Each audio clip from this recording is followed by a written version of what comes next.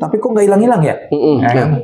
Itu biasanya saya itu menyarankan 3. Pertama itu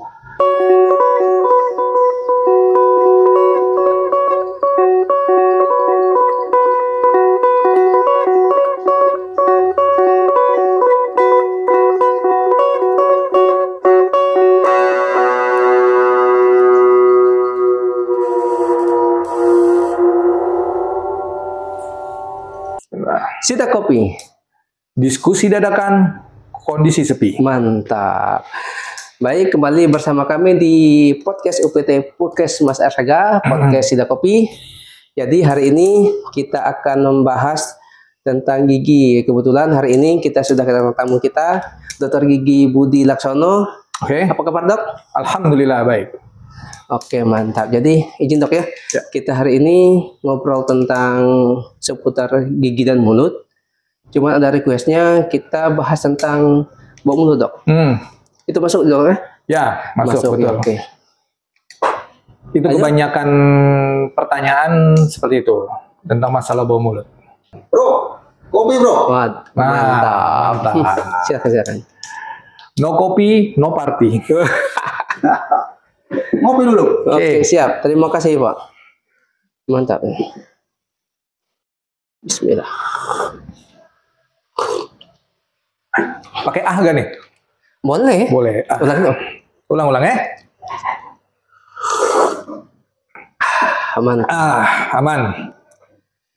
Oke, Dok, Ya, kita lanjut. langsung, Dok, ya. Mengingat waktu terbatas, jadi kami nanya lah Boleh. seputar gigi dan mulut, khususnya tentang bau mulut.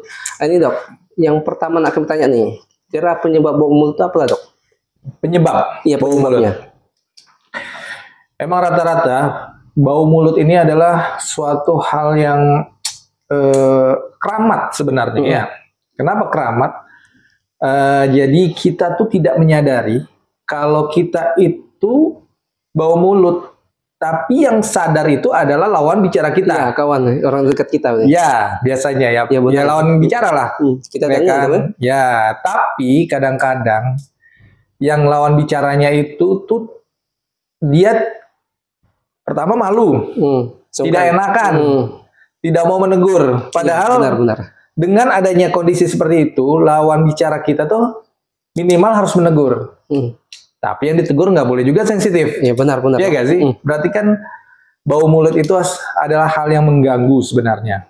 Oke, kita mulai. Jadi apa sih itu bau mulut? Jadi kalau definisi dari medisnya, dari istilah kedokteran giginya atau kesehatan gigi dan mulut, jadi itu adalah kondisi medis ya, yang sifatnya mengeluarkan bau dari mulut. Dari mulut. Oke.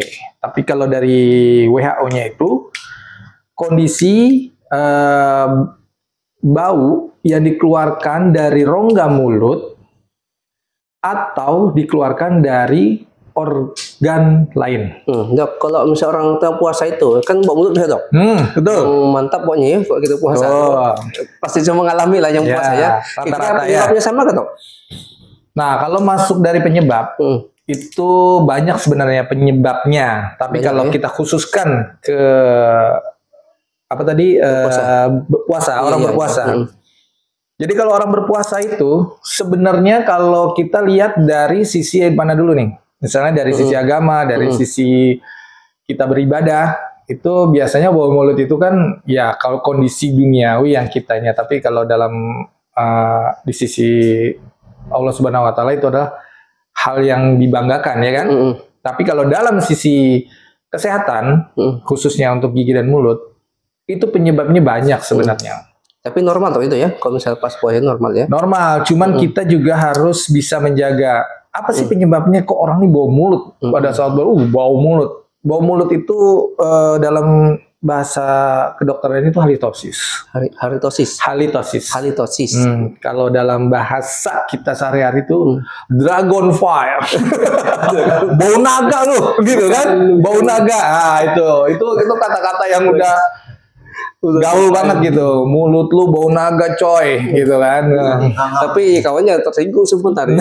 Iya, itu kalau sesama kawan harusnya nggak masalah. Iya. Tapi kalau kita misalnya yang sifatnya formal ya itu bisa dengan suatu tindakan. Misalnya gini atau ambil sarung tangan, aman ya. gitu. Cara menegur seperti itu. Nah, Oke, kita balik lagi. Sebentar. Kita balik lagi dengan bau mulut dalam puasa. Bau mulut dalam puasa itu sebenarnya bisa disebabkan oleh pertama pada saat kita sahur. Sahur. Oke. Kan kita kadang-kadang namanya sahur kan kita berpikiran, oh kita harus banyak makan nih. Banyak makan supaya tenaga kita kuat, kita berpuasa kita kuat. Padahal lancar maksudnya kan puasanya. Ya, jadi kita tuh dalam bersahur itu kita tuh harus melihat faktor-faktor seperti makanan apa sih yang harus dimakan, seperti manis-manis, terus asam-asam, sifat lengket, itu akan menyebabkan dia stuck di dalam mulut. Padahal nanti kita setelah subuh itu kan tidak boleh apa-apa. Iya, benar. Minum tidak boleh, kecuali sikat gigi ya. Mungkin ada beberapa yang bilang boleh, ada yang nggak boleh. Tapi pada dasarnya adalah pola makan pada saat kita sahur. Oh iya. Ya kan? Terus biasakan setelah mau imsak atau mau subuh, kita harus sikat gigi. Sikat gigi. Ya, terus itu penyebabnya. Pola makan, terus biasanya pada saat kita menjelang berjalan berpuasa, itu biasanya ada namanya dehidrasi kecil. Dehidrasi kecil. Ya, karena kenapa dok? Apa pengaruhnya? Ya, karena kalau kita dehidrasi kan kita nggak boleh minum. Ya, jadi mulut kita kering. Kering, benar. Ya, jadi kering juga. Jadi dalam mulut ini ada namanya saliva. Saliva itu adalah seperti mesin cuci. Air liur. Air liur. Ya, jadi kalau kita dehidrasi di dalam mulut itu air liur itu akan mengurangi penurunan. Ya kan? Karena nggak ada yang diolah. Oh iya karena ya kan? dehidrasi tadi. Karena dehidrasi, jadi mulut kita kering, terus lembab, akhirnya bisa menyebabkan bau mulut. Apalagi tidak melakukan kebersihan mulut seperti sikat gigi setelah sahur. Setelah sahur segera. Ya, jadi, sip.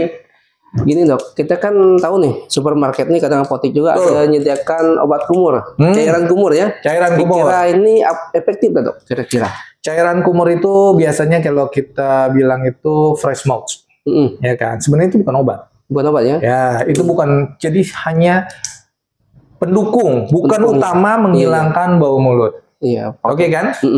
Jadi itu sikat gigi lah. Ya, jadi kalau untuk menghilangkan kayak apa sih dok benernya? Kalau menghilangkan itu ya pertama kita harus flossing. Ini di luar puasa ya, ya kan? Di luar puasa nih. Di luar konteks ya. Ya konteks puasa. Jadi kita harus namanya sikat gigi. Sikat gigi itu nggak boleh sering-sering juga, nggak boleh kurang-kurang juga. Pertama adalah pada saat kita mau tidur. Kenapa mau tidur? Karena mau tidur adalah membersihkan sisa-sisa yang kita makan sebelum tidur. Oke?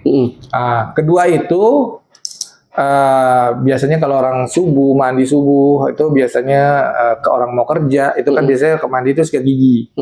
Nah, terus poinnya adalah kalau kita sarapan pada saat pagi, misalnya Pak Thomas mau berangkat kerja tapi sarapan, better itu lebih baik adalah sikat gigi. Sikat gigi. Yes, sikat gigi. Karena sikat gigi itu kita kan berangkat kerja sarapan, nggak sikat gigi itu adalah akan menumpuk, akan menjadi busuk di situ, ya kan? Sisa-sisa tadi.